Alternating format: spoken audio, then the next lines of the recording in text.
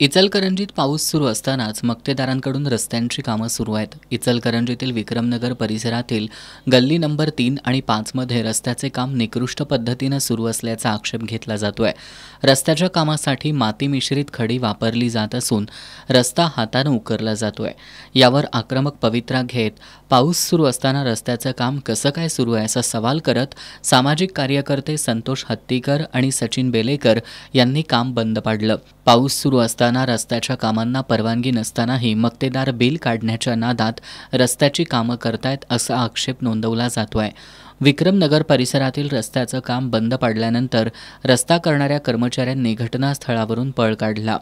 चुकीच्या पद्धतीनं रस्त्याचं काम करणाऱ्या मक्तेदारांवर कारवाई करावी अशी तक्रार सार्वजनिक बांधकाम विभागासह इचलकरंजी महानगरपालिकेकडे करण्यात आली आहे.